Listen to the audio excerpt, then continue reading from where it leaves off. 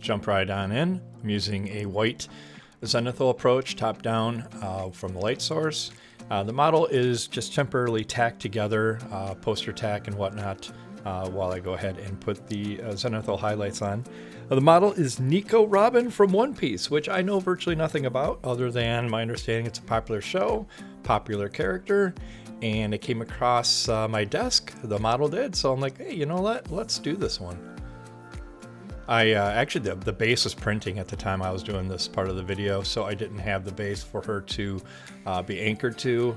So I just used a lot of poster tack, which just worked just fine to hold her in place while I got the zenithal highlight on. I put more concentration on where the brightest parts would be, where the sun hits it more directly. Okay, we're going to switch over to the skin and use Sunset Red by Model Color. It looks like it's not quite in focus there, but this is a Sunset Red, and I'm going to go ahead and apply this over the entire skin. Doesn't matter if it's in the shadow area or on the highlights, the entire skin gets coated.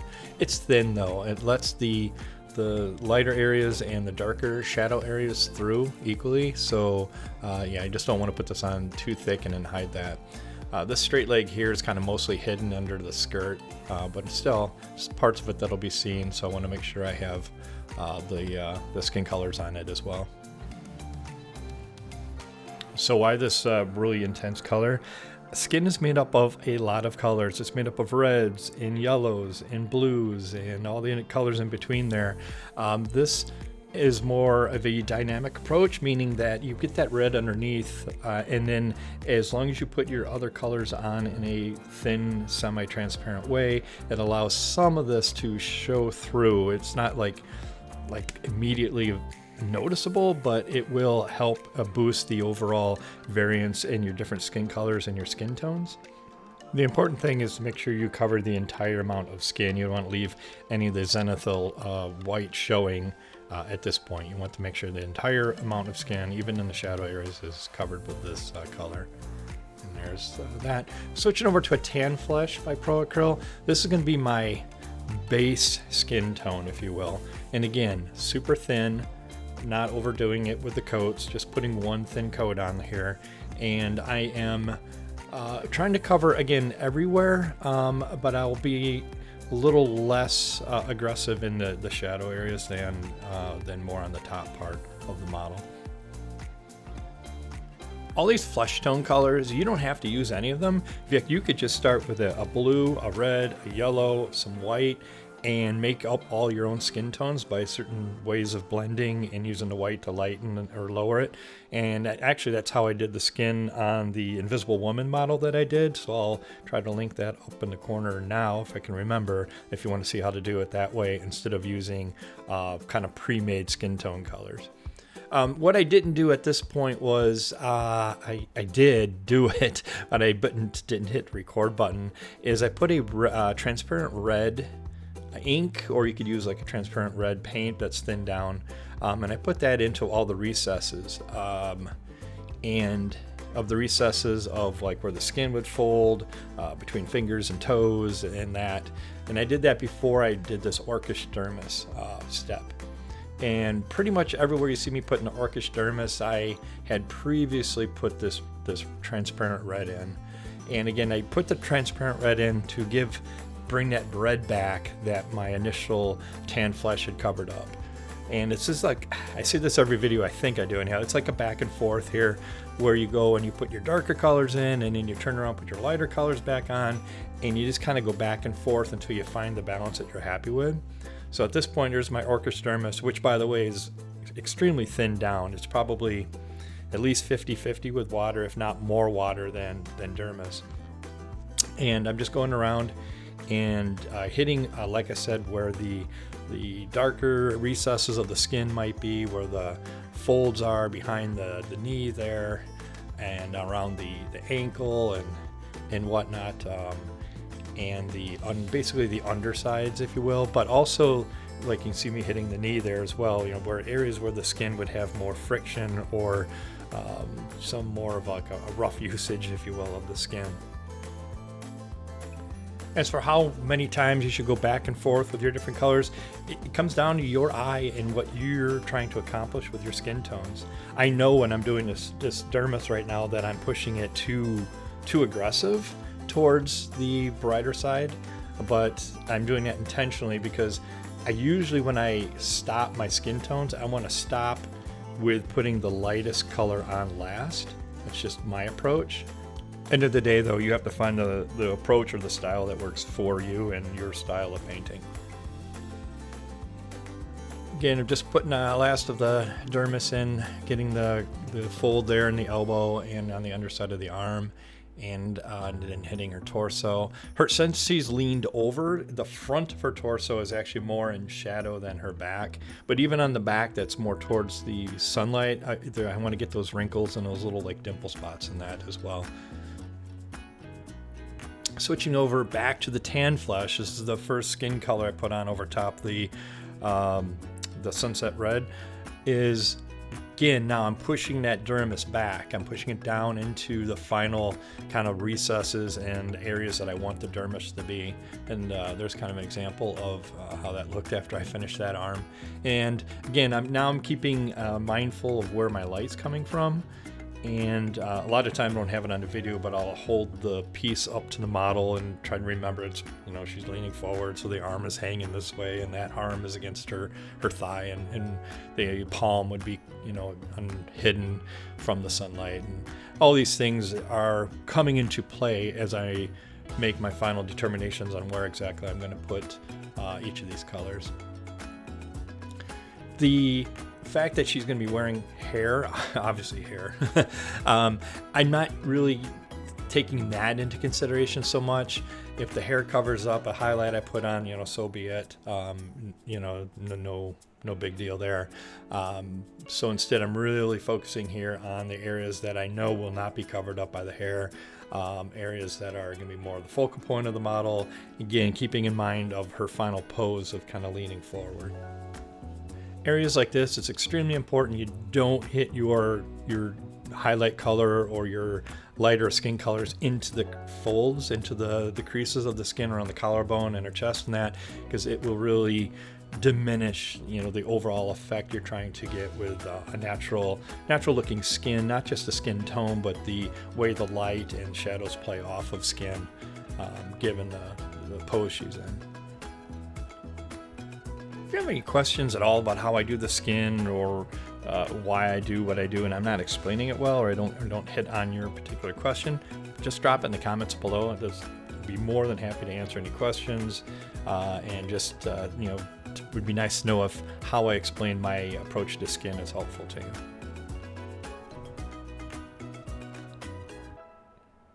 And going through and I'm just making sure that I have that nice blend of the orcish dermis into my base skin color here, and I don't want to have any harsh transitions at this point. I want to make sure all my transitions look natural. They're following the rules of my light source, and I haven't pushed one color or the other too far. Here I'm making sure that the light is wrapping around her torso is natural as well. Again, this is kind of like a cylinder shape, so I just want to make sure I have that the way the light would bend around the curves of her waist there is natural as well.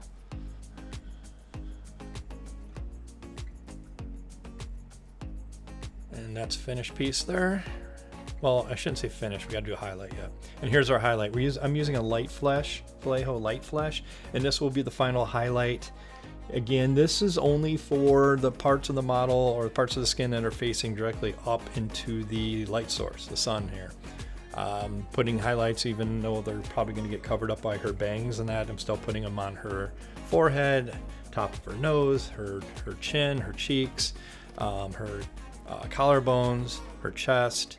Again, now it's super critical not to get this color into any of the creases, folds, any areas at all that you might have put the orcish dermis or the your shadow colors. You want to make sure this doesn't touch that at all. And that's what her torso is looking like. And then I just go ahead and do the same to the rest of the skin. This leg is bent. Again, she's leaning forward, so I know that the sun's really going to be hitting the top of her thigh and the top of her toes and her feet there. Not so in her back on her heel there, but not so much on her calf, the back of her calf, or underneath her thigh. And this leg, like I said, most of this leg is kind of covered up with her skirt, but her foot is fully exposed, so I'm really concentrating most on getting the foot correct. And again, the hands, I know how to put position of the arm and the hands. Again, just following the same rules of if it's facing upwards of the sun, that's where I'm putting my final highlight. And also, this is again very thin paint, and I'm only doing a single coat on this. One coat was plenty for the effect that I wanted to achieve.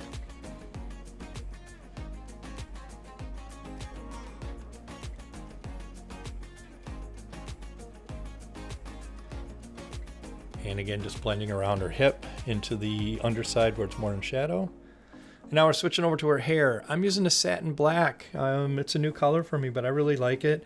I didn't want to spend a lot of time with doing a lot of different shadows and highlights and that with her hair this time. She's an anime character, so I thought I'd get away with more of a simple approach to hair, and the satin black just felt like the right way to go. I'm using this now, going back using my Sunset Red again, and I'm blending this with an orange, and I'm putting a little bit of white in here as well. And it's probably like a 50-50 with the first two colors, and then white to get it to this color. And it's really what I'm attempting here is just to get a salmon color. Trying to color match the best I could with my reference image to her clothing. And that was her skirt. And now I'm going ahead, and after that skirt dries, I'm using a white, and I'm going to be doing all the floral patterns here by hand. In the beginning, I'm just using the white to go around and do the outlines. This is sped up significantly, but I'm just taking my time to go and hit all the outlines of everything. Right now it doesn't matter which color it's going to end up being. I want to get a white base down first before I put these. They're going to be pastel colors I'm going to put on top of the white. So I want to have a nice bright base color for those pastels to have the best chance of looking pastel-y and the proper brightness and lightness that they are. Now after I have all the outlines, I'm just going around and filling it in with the white. I probably did a total of 2 to 3 coats of the white before I had a nice solid even white coverage that I was happy with. Again, this is sped up super fast, so if I can only paint this fast, that would be amazing, but this is like probably 3-4 times the normal speed I would paint. Finishing up that last coat of the white to get that nice solid smooth even coverage I wanted. I'm using this pastel green by AK, and the pastel green is going to be going on the leaves. This went on really nice. It was smooth. This is the first time I've used the AK pastels. I've kind of been looking for a reason to use them, and here it is. And like I said, it went on really smooth. Probably 2 coats total for each of the pastels to get the appearance that I wanted. And just going around, being careful, following where I already put the white. And then using a pastel pink. I think in the image that I had, it was more red than pink, but artist choice. I decided to go with the pink with the petals and stick with the pastel palette. Again, same thing, probably 2 coats, I believe it was, 2 thin coats of these pastel paints, going around, taking my time, hitting each of the petals, doing the outline first, and then coming around and doing the fill. I hit the middle of the flower. I didn't care at this point because I knew I was going to put yellow over top of that here in a moment. I was just really concerned on, of course, not touching the salmon part of her skirt. That's what it's looking like so far. Before we move on to the last step of this pastel yellow, also from AK. AK sells a whole pastel set, which I picked up recently. All these colors are in that same set. And going ahead and putting the yellow in like it might be a sunflower, but I actually have no idea what flower it is. But and putting the yellow in, and again, probably 2 coats to get the yellow. This probably took 2 coats this time just because I had the pink on there, and because I went the pink over the white. And there it is, all done. Moving on to her shirt. This is Silly Putty covering up her chest and her face. And I just blew a little white on there first to reset it from the skin color. And now I'm taking this dark fuchsia blue and putting this on her shirt, hitting it. Her collar really folds over, so I had to be pretty aggressive on the undersides to get into the underside of the collar where it was folding in that. And just crossing my fingers that I had all that Silly Putty in place and I wasn't going to have to do any miracles to touch up the skin. But spoiler alert, everything worked just fine. And that's the blue when it's all applied, and after it's dried, like I said, just taking off the Silly Putty the best I can here. And everything turned out fine. I had to do just very minor little touch-ups. When I put the Silly Putty on, there's a zipper line that I tried to obviously I overlapped the zipper line. But I just got a little aggressive. And here's me with the same color again with the shirt, just going in there and touching up a little bit around her neck on that collar that I missed with the airbrush. Going back to that satin black, and we're going to start her profile now. I'm just making her eyebrows match her hair. Small brush, patience, take your time. If you have to use a magnifying tool like I do, I use the zoomy goggles. Anytime I do portraits or work that's super tiny for me, it's a lifesaver. And I'm just taking my time. This is sped up video.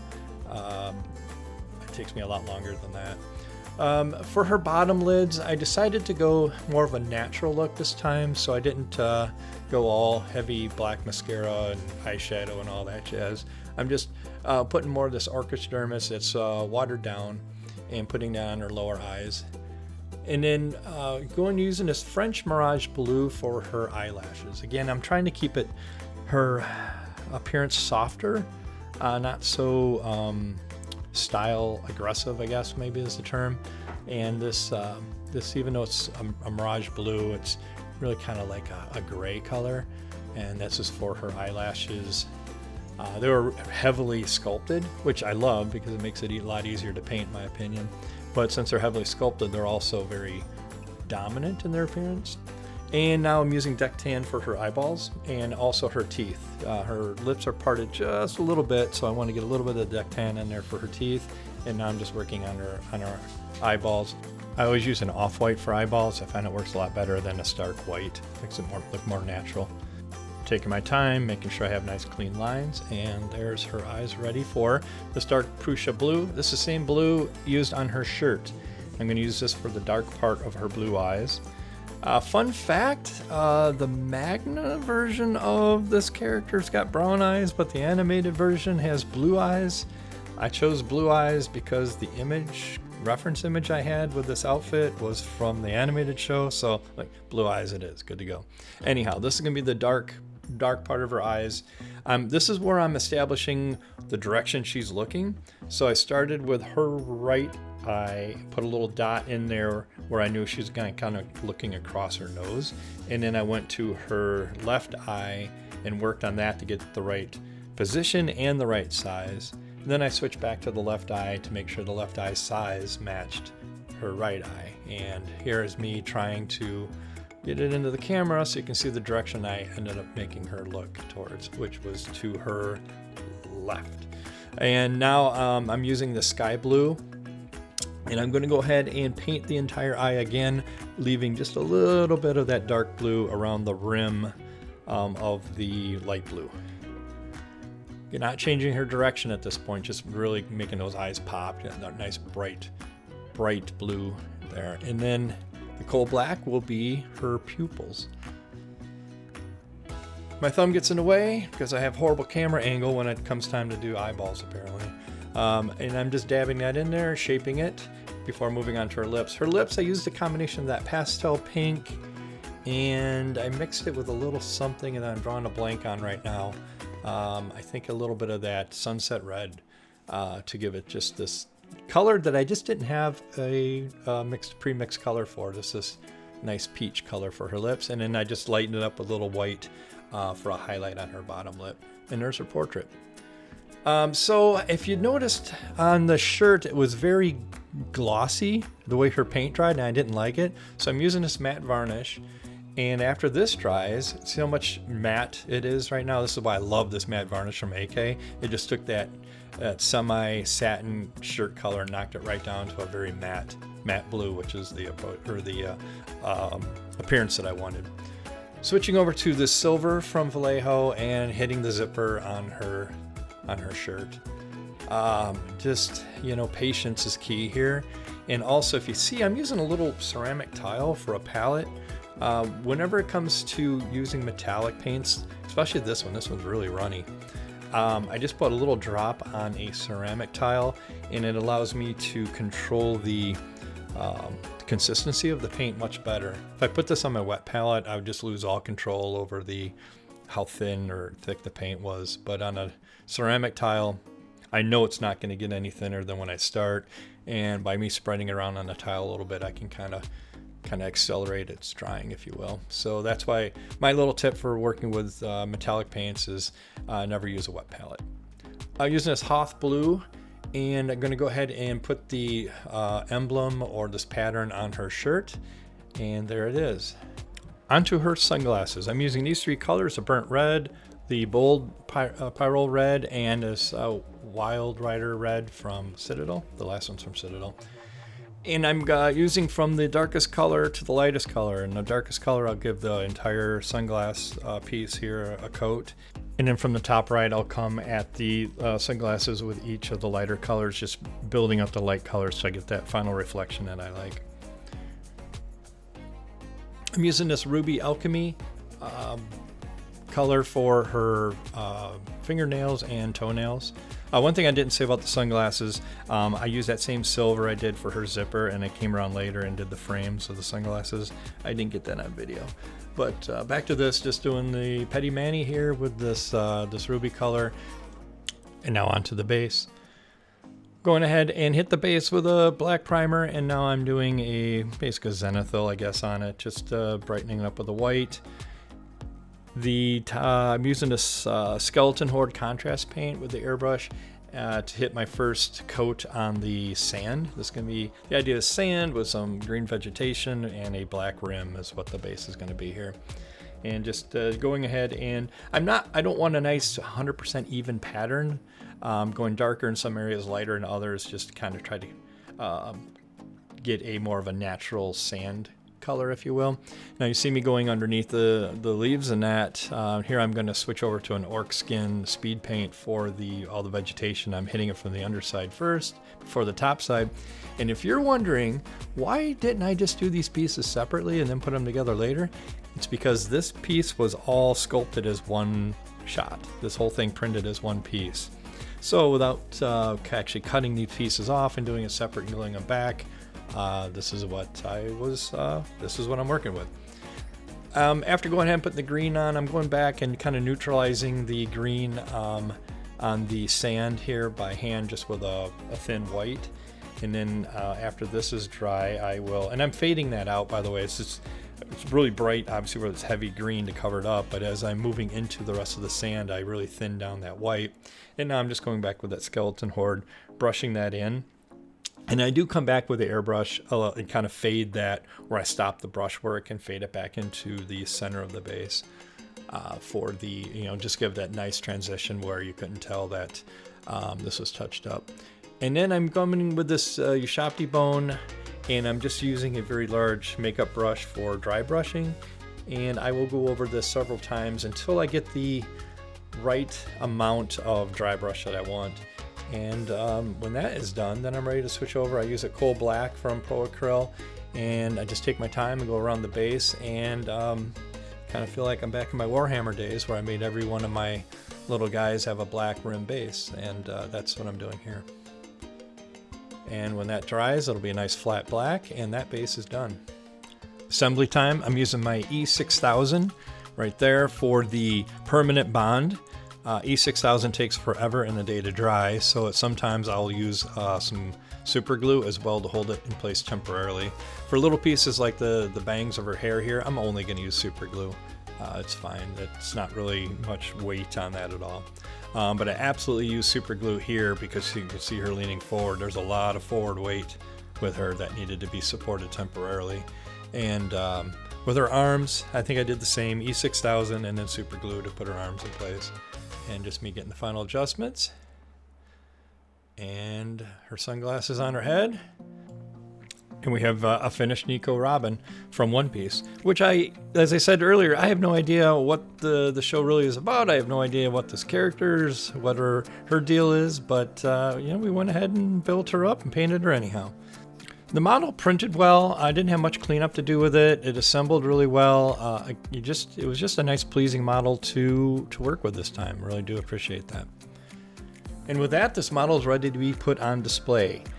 Thank you very much for making it all the way to the end of the video. I greatly appreciate that. Hopefully you found something useful, helpful, or at least entertaining. And if so, I would greatly appreciate it if you would consider clicking the like and subscribe buttons. It's free to you and would mean the world to me. Also, if you like this video, here's another video coming up on screen that you might enjoy as well. Thank you so much, and I'll see you next time. Bye.